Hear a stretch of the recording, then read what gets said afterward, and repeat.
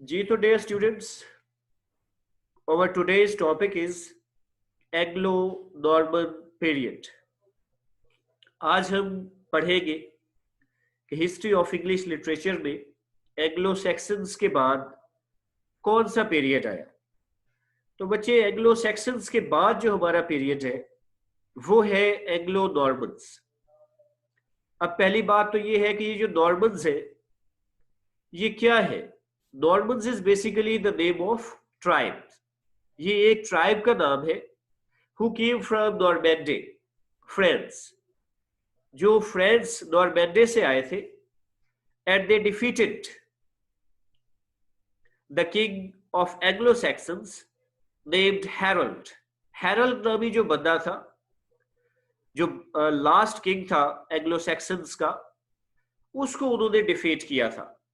ये बात है 1066 की, आप ऑलरेडी पढ़ चुके हैं, in the battle of Hasting. Hasting की जो बैटल हुई है उसमें विलियम द कंकरर ने जो हैरोल्ड किंग था एंग्लो सैक्सन्स का, उसको शिकस्त दी। और वहां से बेसिकली एंग्लो नॉर्मन्स का जो इरा है वो स्टार्ट होता है। लेकिन हम लिटरेचर में इसे 1100 से 1500 के दरमियान का जो सारा इरा लेते हैं उसे हम एंग्लो नॉर्मन्स भी कहते हैं। और एंग्लो नॉर्मन्स के साथ साथ हम उसे मेडिइवल एज भी कहते हैं। मेडिइवल एज और मिडल एजेस भी इसे कहा जाता है। मेडिइवल भी कहते हैं, मिडल एज भी इसे कहते हैं, और एंग्लो नॉर्मन्स भी इसे कहा जाता है। अब क्योंकि जो नॉर्मन्स थे ये बुनियादी तौर पर नॉर्मैंडी से आए थे, और नॉर्मैंडी बच्चे कहाँ है? नॉर्मैंडी फ्रांस के अंदर है। ये फ्रांस के अंदर है और it is a district across England extending some 75 miles back from the channel known as Normandy.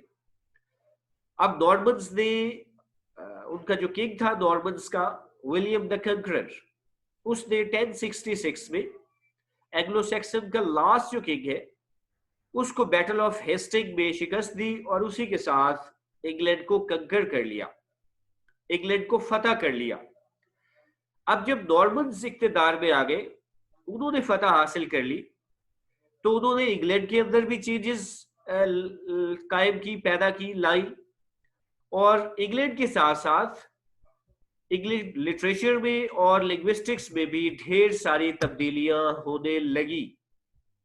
तो लिटरेचर में भी वो लोग चेंज लाए, और लिटरेचर के साथ साथ जो इंग्लैंड की पॉलिटिकल हिस्ट्री थी उसमें भी चेंज आ गई। जैसा कि उन्होंने एंग्लो सैक्सन्स को बिल्कुल रिप्लेस कर दिया, इसी तरह उन्होंने जो लिटरेचर था एंग्लो सैक्सन्स का उसको भी चेंज कर दिया। जो बच्चे नया लिटरेचर था वो एंग्लो सैक्सन्स के लिटरेचर से बिल्कुल मुख्तलिफ था।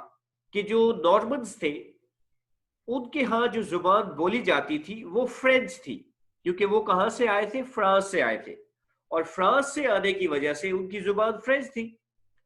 तो उनकी जो एलीट क्लास थी, जो रूलिंग क्लास थी, जो अमीर क्लास थी, वो फ्रेंच बोलती थी, जबकि जो लोअर क्लास थी या मिडिल क्लास थी वो इंग्लिश बोलती थी। तो अब इंग्लिश की जो आप कहेंगे इंग्लिश लैंग्वेज, उसका जो स्टेटस था वो बिल्कुल बदल गया था। फ्रेंच एलीट क्लास की लैंग्वेज थी, जबकि इंग्लिश जो है वो सेकंड क्लास की या लोअर क्लास की या मिडिल क्लास की लैंग्वेज थी। इसी तरह जो फ्रेंच लैंग्वेज थी वो ही वो चर्चेज में भी यूज करते थे, जबकि इंग्लिश लैंग्वेज जो है उसको बैकग्राउंड में फेंक दिया गया था। जब एंग्लो सैक्सन्स की जो पोएट्री थी, उनके यहाँ जो लिटरेचर था, जो पोएट्री थी, वो सारी रिलीजियस पोएट्री थी। लेकिन अब जो एंग्लो नॉर्मन्स के यहाँ लिटरेचर आया उसमें रिलीजन बिल्कुल मौजूद नहीं था। रिलीजन को उन्होंने पीछे छोड़ दिया।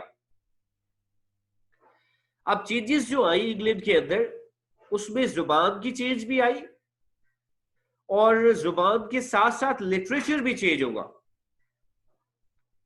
और सबसे पहली बात जो चेंज हुई वो थी डिके ऑफ इन्फ्लेक्शनल एंडिंग्स। इन्फ्लेक्शनल से मुराद ये होता है बच्चे, ये जो आप एफिक्सेस ऐड करते हैं, जिनको आप प्रीफिक्स कहते हैं या सुफिक्स कहते हैं, यानी कि साबका कहते हैं या लाहका कहते हैं। जैसे आप री शुरू में ऐड कर देते हैं, इम ऐड कर देते हैं, इम्पॉसिबल पॉसिबल में आप इम ऐड किया, डिससैटिस्फाइड डिस आपने ऐड किया, या आखिर पे आप कभी एस ऐड करते हैं, बॉयज से बॉयज बनाया, गर्ल से गर्ल्स बनाया। तो इनको इन्फ्लेक्शनल हम एंडिंग्स के हिसाब से एंडिंग्स की बात करेंगे, इससे मुराद आखिर में। तो वो तब्दीली आई, नाउन चेंज हो गया, जो स्ट्रॉन्ग वर्ब था वो वीक में चेंज हो गया। स्ट्रॉन्ग वर्ब वो होता है बच्चे जिसकी तीनों फॉर्में, जिसकी बाकी दो फॉर्में ईडी से बन जाती है, मसलन play, played, plate, enjoy, enjoyed, enjoyed. तो उसको वीक वर्ब में चेंज कर दिया गया, और जेंडर, ग्रामेटिकल जेंडर जो है वो ऑलमोस्ट खत्म हो गया। तो ये चेंज किस में आ गई? लिंग्विस्टिक्स के अंदर आ गई। दूसरा, क्योंकि ये लोग फ्रेंच से आए थे तो इन्होंने बहुत ज्यादा जो वर्ड्स है वो फ्रेंच के चेंज किए, और इंग्लिश के अंदर फ्रेंच के वर्ड्स को इंट्रोड्यूस करवाया। उसमें उसकी वोकैबलरी भी चेंज हुई। उस वोकैबलरी में चाहे आप रिलीजियस वोकैबलरी कर ले, चाहे लीगल वोकैबलरी हो, चाहे मिलिट्री की टर्म हो, चाहे फैशन की चीजें हो, ये सारी चेंज होती चली गई। क्योंकि जो कल्चर डोमिनेट होता है ऑटोमेटिकली उसी की जुबान डोमिनेट होती है। तो क्योंकि ये आए और ये फातिहा थे फ्रेंच, तो इनकी जुबान भी ये अपनी साथ लाए और इनकी जुबान इन्वोक हो गई। ये तो बच्चे कुछ चेंजेस थी। जो लिटरेचर में इंग्लिश में कुछ लिखा गया, उसमें पोएट्री में रोमांसेस लिखे गए। अब रोमांस क्या होता है? तो रोमांस से मुराद वो पोएटिक फॉर्म है, ऐसी पोएम है, ऐसा पीस ऑफ लिटरेचर है, ऐसी पोएट्री है जिसमें पुराने वाकयात को बयान किया जाता है, पुराने कैरेक्टर्स को रिप्रोड्यूस किया जाता है, और उन ओल्ड मेमोरेबल कैरेक्टर्स को एक किस्म का ग्लोरीफाई करके पेश किया जाता है। मसलन किंग आर्थर, उसकी कहानियां बताई गई। वॉर ऑफ ट्रॉय जो ग्रीक्स के यहां हो चुकी थी, उसको रिप्रोड्यूस किया गया। और अलेक्जेंडर द ग्रेट, उसके बारे में पोएट्री की गई, उसको हीरो बना के पेश किया गया। लेकिन इन रोमांसेस की खास बात इनकी शायरी नहीं थी, इनकी पोएट्री नहीं थी, बल्कि इनकी स्टोरीज थी। तो पोएट्री इतनी अच्छी नहीं लिख सके ये। तो रोमांस को मैं दोबारा कर रहा हूं, the form of literature in which the old heroes are presented in a glorified way, बड़े ही glorified way में उनको प्रेजेंट किया जाता है। तो ये जो लिटरेरी प्रोडक्शन है मिडल इंग्लिश में, वो कहते हैं कोई इतनी बड़ी चीज इसमें नहीं है। अब बच्चे new form of literature, Anglo sections के यहां सिर्फ दो चीजें थी, एक पोएट्री थी और दूसरा फिक्शन था। पोएट्री के अलावा जो जॉनर ऑफ लिटरेचर इंट्रोड्यूस करवाया गया वो था प्लेज। और प्लेज में बच्चे there were two types of plays. One was the miracle plays, one kind was the miracle play, and the other was morality play. Miracle plays क्या थे बच्चे? ये ऐसा ड्रामा था जो कि फॉल ऑफ मैन से लेकर और इंसान की सूरत हाल सारी बताता था कि कैसे इंसान ने गार्डन ऑफ ईडन में फल खाया, और कैसे मतलब है कि वो शैतान की बात उसने मानी, अल्लाह को उसने नाराज किया, कैसे उसे जमीन पर भेज दिया गया, और फिर क्या उसके हालात हुए। These plays became very popular from the growth and development of the Bible story, scene by scene, carried to the logical conclusion. Bible में जो क्रिश्चियंस की बुक है उसमें जितना कुछ लिखा गया है फॉल ऑफ मैन के बारे में, वो सारा कुछ सीन बाय सीन बताया गया कि कैसे इंसान फॉल हुआ, कैसे जन्नत के बाग से निकाला गया, कैसे फिर हजरत ईसा अलैहिस्सलाम तशरीफ लाए।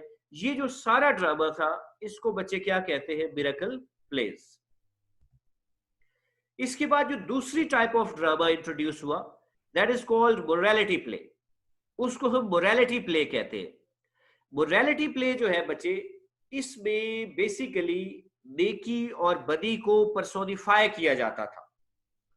पर्सोनिफाई से क्या मुराद है कि नेकी का एक कैरेक्टर बना दिया जाता था कि ये नेकी है, जैसा कि मैं एक कैरेक्टर हूं तो मुझे नेकी कह दिया गया, और दूसरे कैरेक्टर को बुराई बना दिया जाता था, किसी को सैटन बना दिया जाता था, किसी को गॉड बना दिया जाता था। तो ये कैरेक्टर्स के थ्रू नेकी और बुराई को प्रेजेंट किया जाता था, और इंसान को प्रीच की जाती थी, उसको तबलीग की जाती थी। एलिगरी इसमें यूज की गई है। एलिगरी से मुराद भी यही है कि आप सिंबॉलिकली थ्रू करेक्टर्स अपना एक मैसेज कन्वे करते हैं। इसके बाद उस जमाने में जो फेमस पोएट है, तो सबसे ज्यादा जो फेमस पोएट है बच्चे वो है जेफरी चॉसर। Geoffrey Chaucer.